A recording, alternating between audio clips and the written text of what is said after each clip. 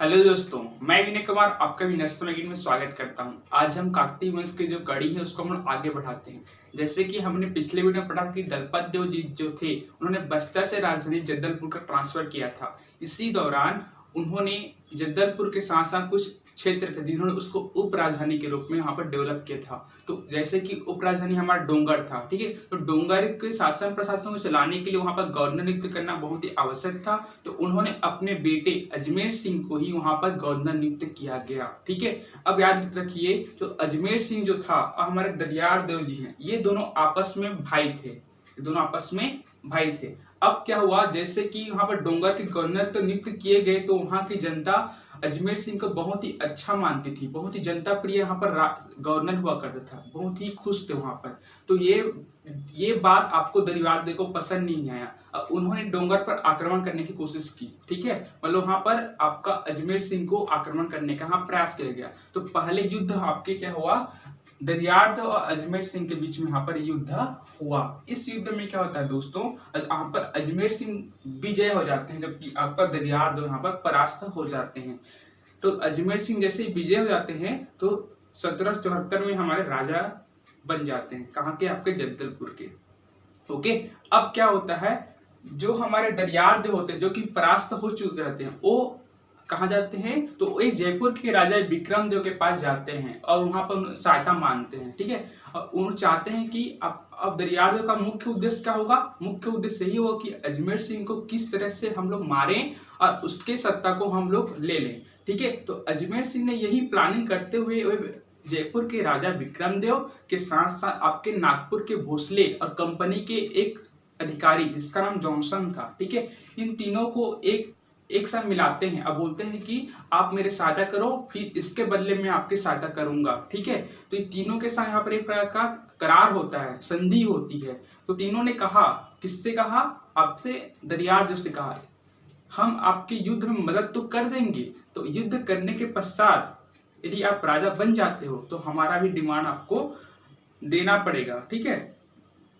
Okay, ऐसा हमें तीनों ने कहा। अब क्या हुआ, अब आपके दरियार देव और अजमेर सिंह के मध्य दोबारा युद्ध हुआ। तो इस युद्ध में दोस्त हमारे अजमेर सिंह जो होते हैं वो परास्त हो जाते हैं। क्यों, क्योंकि देखिए अजमेर सिंह के पास उतना ज्यादा सेना नहीं थी, परंतु यहाँ पर दरियार देव के साथ देखो तीनों का सपोर्ट था, आपका अंग्रेज का, भोसले का, आपका जयपुर के राजा विक्रम देव का। तो तीनों के सहयोग के परिणाम स्वरूप ये अजमेर सिंह पर विजय हासिल करते हैं, ठीक है। अब क्या होता है, अजमेर सिंह परास्त हो जाते हैं और अपने राजधानी को छोड़कर कहाँ चले जाते हैं, वापस डोंगर चले जाते हैं। कहाँ चले जाते हैं, डोंगर। अब डोंगर चले जाते हैं तो अब राजा हमारे दरियार देव साहब बन जाते हैं, ठीक है। अब दरियार देव के शासन के दौरान ही वो डोंगर के जो क्षेत्र था, ठीक है, डोंगर जो हमारा जो गवर्नर जो हमारे अजमेर सिंह थे उसके शासन प्रशासन को वो उपेक्षा करते थे, उनको अच्छा तरह से शासन व्यवस्था नहीं कर पाते थे। एक समय वहां पर अकाल भी आया था, परंतु अकाल के दौरान भी दरियार देव ने यहाँ पर अपना दरिया दिली नहीं दिखाया, वहां पे जनता को सुख नहीं पहुंचाया, ठीक है। तो इससे आक्रोश होकर, है ना, मतलब जो इससे आक्रोश कौन होगा, तो यहाँ पर आपके डोंगर के जो निवासी इससे आक्रोश हो गए। इसके साथ साथ आपका अजमेर सिंह ये भी बहुत ही भयंकर रूप से क्रोधित हो चुका कि आप हमें सहायता नहीं कर रहे हो, ठीक है। अब देखो यहाँ पर राजा की गद्दी प्राप्त करने के दोनों तरफ से युद्ध चली आ रही है, ठीक है। एक हमारा अजमेर सिंह का, दरियार देव का, ठीक है। अब क्या हुआ, यहाँ पर अजमेर सिंह ने, ठीक है, अपने कुछ आदिवासियां जो हलबा थे, ठीक है, हलबाओं के समूह को एक बार संगठित किया। संगठित करने के परिणाम स्वरूप वहां पर आपको विद्रोह किया। क्या किया, विद्रोह किया। यही विद्रोह आपका हलबा विद्रोह के नाम से जाना जाता है, ठीक है, जो कि आपका 1774 से लेकर 1779 तक हुआ था। टोटल 5 सालों तक हुआ था और इसे हम लोग बस्तर का पहला आदिवासी विद्रोह के नाम से जानते हैं, ठीक है।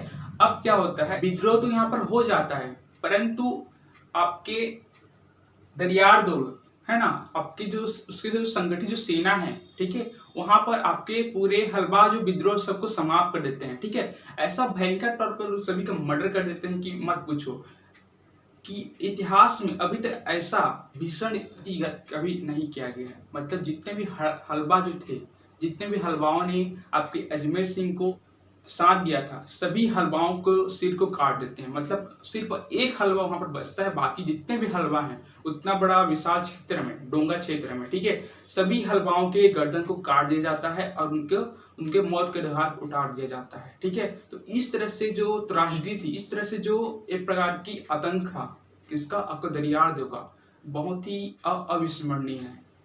ठीक है, ओके। तो इस तरह से दोस्तों हमारे हलवा विद्रोह है। ठीक है, तो आपको एग्जाम में यदि आता है आसान भाषा में यहाँ पर लिख सकते हैं। ठीक है, हलवा विद्रोह था एक हमारा उत्तराधिकार संघर्ष का युद्ध था। ठीक है, तो आप मैंने जो बताया आपसे वही आप एग्जाम में लिखेंगे, ताकि तभी आपको अच्छा नंबर मिल सकता है। ठीक है, अब प्रीलिम्स या फिर वनडे एग्जाम के लिए यही सब बातें जो लिखा हूँ वही सब आपके लिए एमपी होगा, जो मैंने बोला वो आपके मेंस एग्जाम के लिए इम्पोर्टेंट हो सकता है। ठीक है, तो आप सबको गार्ड बांध कर रखिए। ओके, अब देखिए यहाँ पर जैसे कि मैंने बोला दरियादेव जो अजमेर सिंह को हराया वो 3 के सहयोग से हराया और तीनों ने दरियादेव के सामने क्या किया, संधि रखा। ठीक है, अब इतने आखिर में संधि क्या था। ठीक है, तो ध्यान दीजिएगा 6 अप्रैल 1778 वो बहुत ही स्मरणीय दिन है।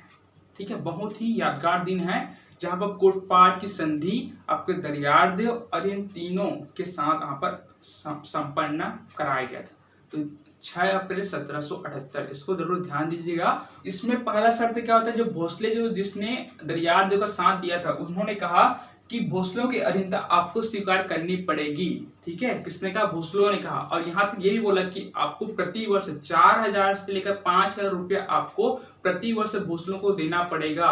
यदि जब तक आप अपने पैसा हमको देते रहोगे तब तक कोई भी भोसला शासक आप पर किसी भी प्रकार का आक्रमण नहीं करेगा। आप अपने अधिकारी पद पर स्वयं बने रहेंगे, लेकिन हमारे तरफ से किसी भी प्रकार का आक्रमण नहीं किया जाएगा। इस प्रकार के यहाँ पर करार बनाया गया, किसके बीच, आपके दरियादेव और भोसलों के बीच। ठीक है, अब भोसलों का जो संधि हुआ था वो खत्म हो गया। अब आते हैं हम लोग जो जयपुर का राजा विक्रमदेव था उसके साथ क्या किया गया, जो संधि के तहत, तो जयपुर के जो शासक थे विक्रमदेव, ठीक है, उसको कोटपाड़ हो गया, चूरूचुंडा हो गया, ठीक है, आपको कोड़ागढ़ हो गया, रायगढ़ हो गया, इन सब क्षेत्रों को इनको देना पड़ा।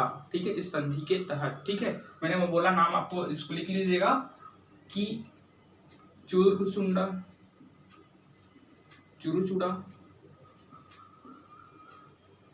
पाल के साथ इन क्षेत्रों को भी यहाँ पर दरियादेव द्वारा जयपुर के शासक को यहाँ पर देना पड़ा। ठीक है, और यहाँ पर ये भी जानिए कि जयपुर जो था वो पहले से भी ब्रिटिश के अधीन हो चुका था। ठीक है, तो इस तरह से जो दरियादेव का जो संधि जो हुआ था, एक प्रकार का ब्रिटिश शासन स्थापित करने के लिए एक नया मार्ग यहाँ पर उसके लिए खोल गया था।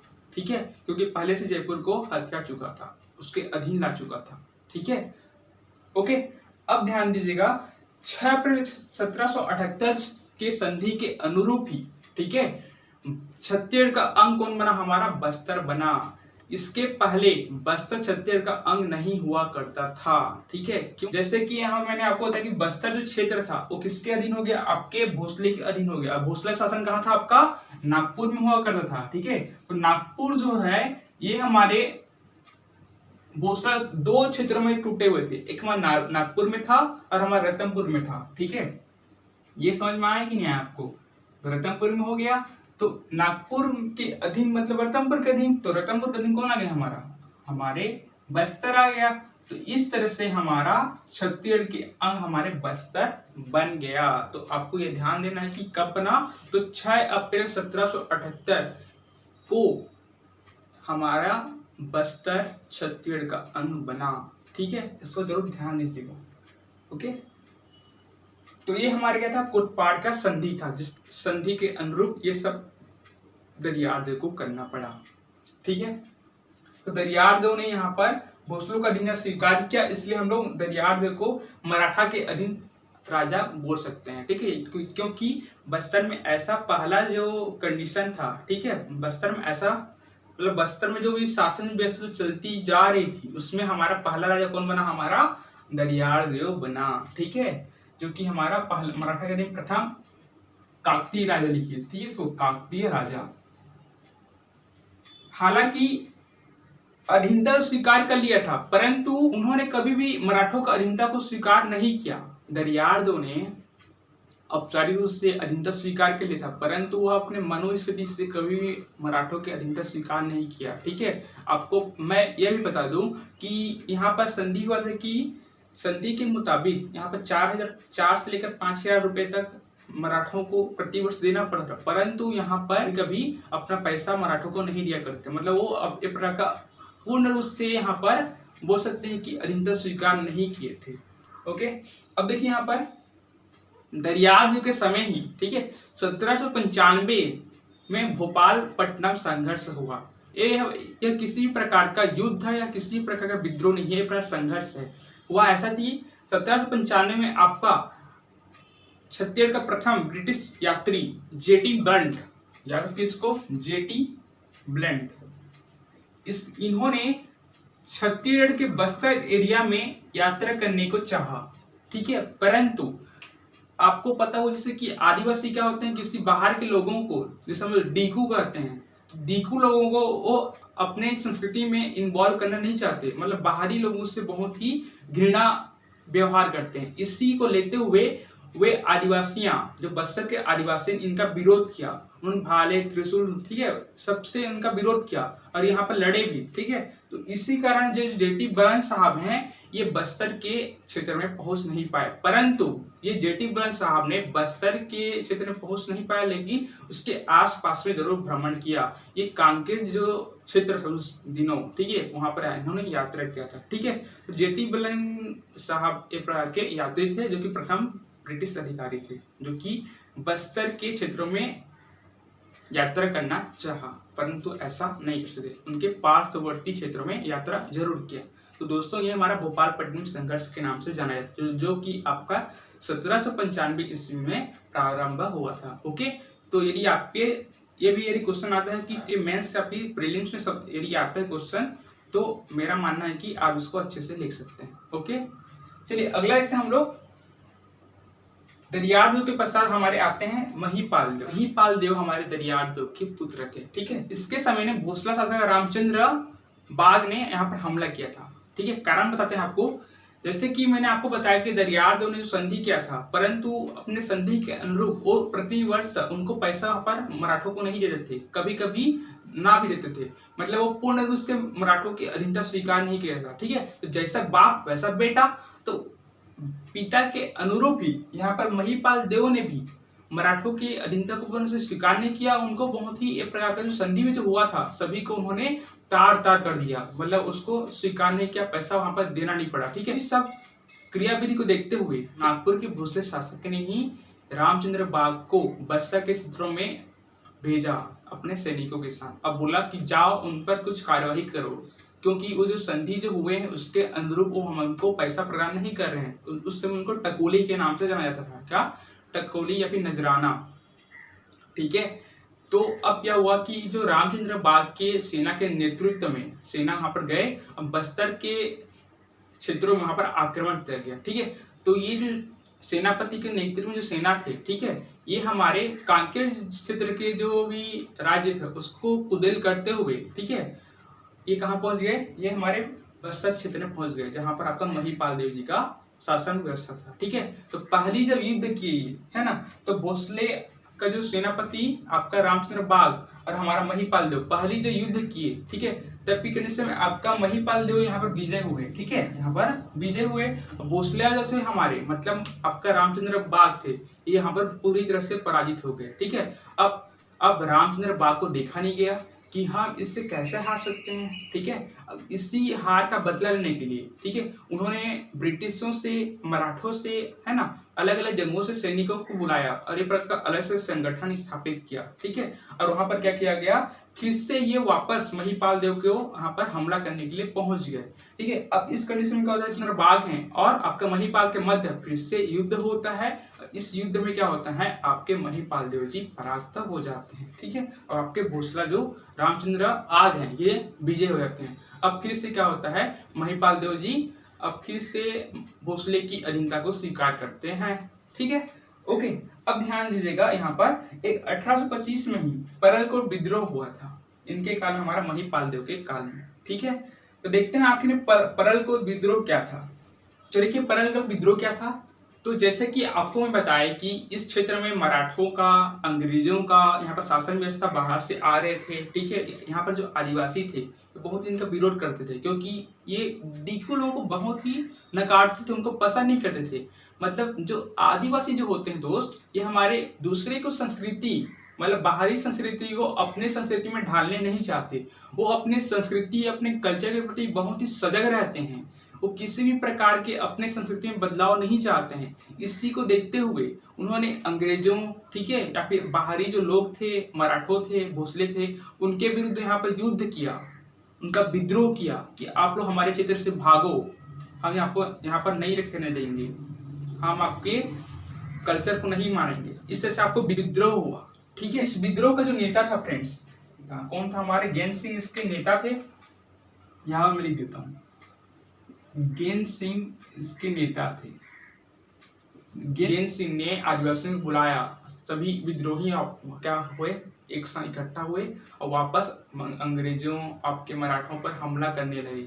ये एक प्रकार का छापा मार युद्ध करते थे। छापा मार युद्ध से तात्पर्य है कि छुप छुप कर वार करते थे, जिससे कि अंग्रेज, अभी मराठा, इनके युद्ध वार को यहाँ पर सह नहीं पाते थे, ठीक है। तो अंग्रेज थे, इनके भली भांति इनसे आक्रमण नहीं कर पाते थे, ठीक है।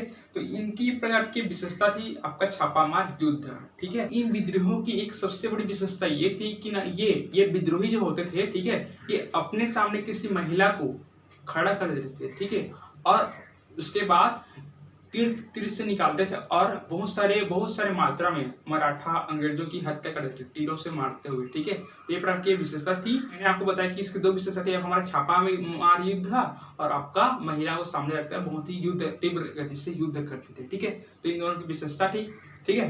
तो ये किसके लीडरशिप में हुआ? तो आपका गेन सिंह के लीडरशिप में ये सब संपन्न हुआ।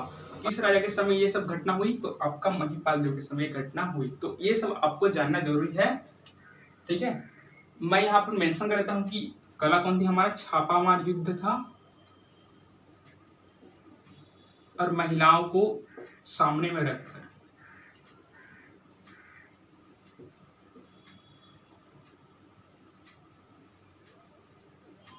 ठीक है।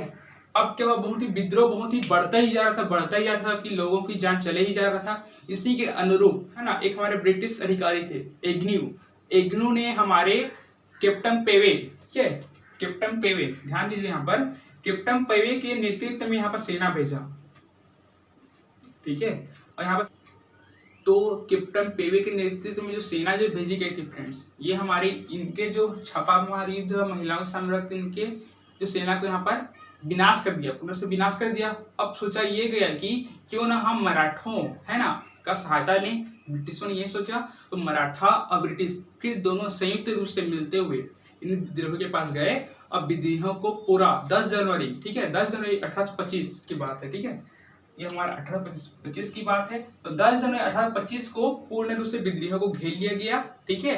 अब क्या किया गया? इसके जो नेता थे, अर्थात हमारा जो लीडर था इसका, कौन था? हमारा गेन सिंह थे, ठीक है। इनको हमें पकड़ लिया गया। अब 20 जनवरी, ठीक है, अब 20 जनवरी 1825, डेट ध्यान दीजिएगा यहाँ पर, ठीक है।